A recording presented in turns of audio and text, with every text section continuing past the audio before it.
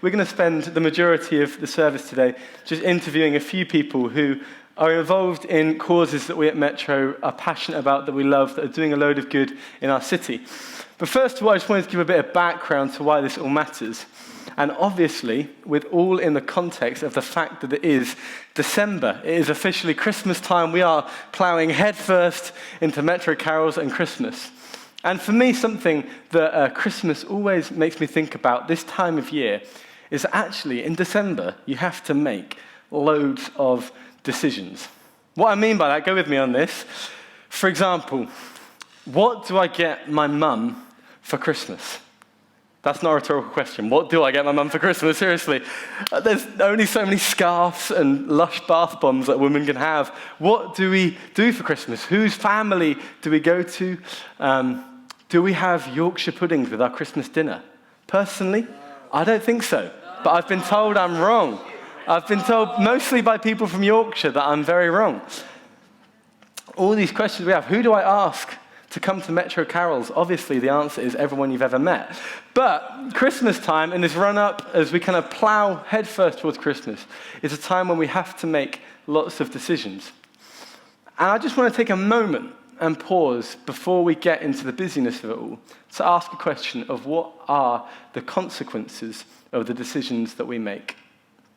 Because every decision that we make has a consequence. And I actually think, not to get too negative about it, but at Christmas time, almost more than any other time, we can see the negative consequences of decisions that we make, of actions that we take. Let me give you an example. It's just been Black Friday. We've got Cyber Monday coming up. It's like a weekend of crazy spending. The UK is going to spend so much money online this weekend. And perhaps last year you bought a £80 jumper that your dad then returned to Debenhams a few days later. The question is, what could that money have actually gone to do? What could have been the consequence of that money that you spent? Rather than spending that really, really expensive present that he didn't really want anyway, and it wasn't in his colour, what could that money have done? Now, Christmas, there'll be thousands of families in Bristol alone who, this time of year, they spend money that they don't have, trying to afford a Christmas for their family that meets expectations. And actually, the truth is that our money could go a long way if we use it in the right way.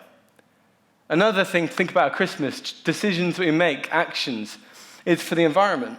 We talk about justice, we have to talk about the environment. The UK produces 300 million tons of waste at Christmas time alone, just the UK, just at Christmas, which is a lot. We get through enough wrapping paper to go around the equator 9 times. So the question is, what is the consequence of our actions and the decisions we make at this time of year? Or what about for lonely people? At Christmas, we often make a decision to say, this is a time when I want to focus on my friends and my family, when I want to just be with my loved ones. I want to sit around the fire and toast chestnuts and all that sort of thing with the people that I love the most. But what are the consequences for people who don't have close family and friends?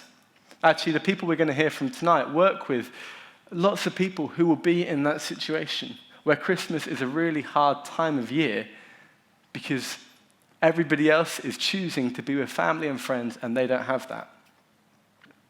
I don't want to put a downer on the whole Christmas thing just while we're getting excited, but the point is that we have to think about the decisions that we make.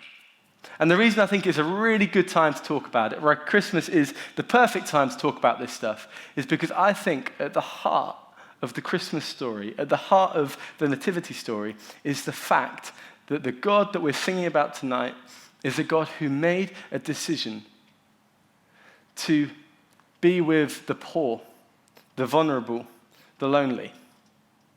That in the Christmas story, in the Nativity, what we read is about a God who looked at broken humanity and stepped into it, chose to leave heaven behind and step into our humanity. We read of a God who chose not to be born as he could have in a king in a palace, but instead came as a baby in a manger, in a stable, into real poverty and mire. He chose to be born to a teenage pregnancy with all the shame attached. He chose to be born as a refugee. Actually, we read about that in one of the accounts of Jesus' life in Matthew. We'll just get that up on the screen. It says, when they had gone, an angel of the Lord appeared to Joseph in a dream. "Get up," he said, "take the child and his mother and escape to Egypt. Stay there until I tell you, for Herod is going to come to search for the child and to kill him." God made a decision to come and to be a refugee, for Jesus to flee for his life for fear of a tyrannical ruler. And that is a story that we read about all the time in the world today. The story of Christmas is a story of a God who chooses to empathize with the poor, but more than that, chooses to be with the poor, to step down into our brokenness.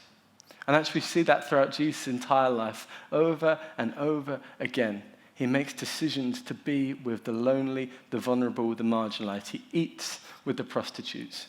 He walks with those who society looks down on. He heals the lame. Instead of choosing to be with the rich, the powerful, and the rulers, he chose to spend his life with the poorest. And actually, he leaves us at the end of Matthew's account, Matthew's story of Jesus' life. We see the last parable that Jesus ever tells according to Matthew's recounting of the story. And basically, I won't give the whole thing now, but the crux of the story is this. If you want to find me, if you want to look for Jesus, feed the hungry, clothe the naked, welcome in the stranger, because that's where Jesus will be. God is a God who chooses to be with the lonely, the vulnerable, the poor. And so this Christmas time, if we're going to look at this story and celebrate it, we have to acknowledge that right at the heart of it is a challenge for us as individuals and us as a church community.